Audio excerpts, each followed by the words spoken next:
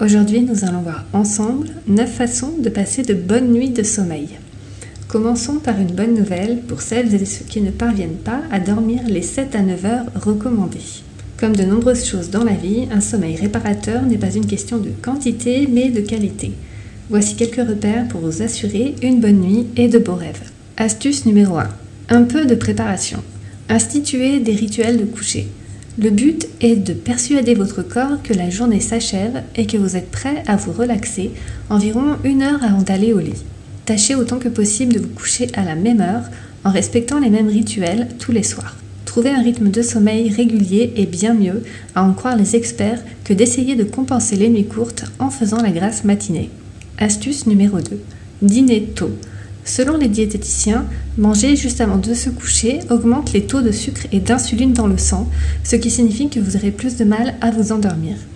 Idéalement, prévoyez un dîner léger que vous terminerez 3 heures avant d'aller au lit. Si vous avez un petit creux au moment de vous coucher, pensez aux bananes. Ce sont en effet d'excellentes sources de magnésium et de vitamine B6. Ces dernières en particulier aident le corps à produire de la sérotonine, une hormone qui favorise l'endormissement. Astuce numéro 3. Fatiguez-vous. L'activité physique et le sommeil vont de pair, chacun rendant l'autre d'autant plus bénéfique. Par exemple, des chercheurs de la New York University School of Medicine se sont aperçus il y a quelques mois que dormir de 7 à 8 heures par nuit et pratiquer 30 à 60 minutes d'exercice physique 3 à 6 fois par semaine était la meilleure combinaison pour prévenir les accidents vasculaires cérébraux. Inutile cependant de prévoir tout un parcours à la salle de sport. Une simple promenade pour les soirées calmes produit déjà son effet. Après tout, il est logique que si votre corps est fatigué et prêt à s'endormir, votre cerveau soit porté à le suivre. Astuce numéro 4. Un nid douillet. Évitez le bric-à-brac dans votre chambre et privilégiez une décoration apaisante. Vous ne serez sans doute pas surpris d'apprendre que le rouge et le violet stimulent alors que le bleu détend. Cependant, dans une enquête menée par la chaîne hôtelière Travelodge en 2013 sur 2000 foyers, les personnes qui couchaient dans des pièces dans les tons jaunes et verts dormaient d'un excellent sommeil, ce qui suggère qu'on peut autoriser un peu de fantaisie dans la chambre à coucher. Et quoi de plus gai que de s'éveiller dans une pièce peinte d'un doux jaune ensoleillé. Astuce numéro 5.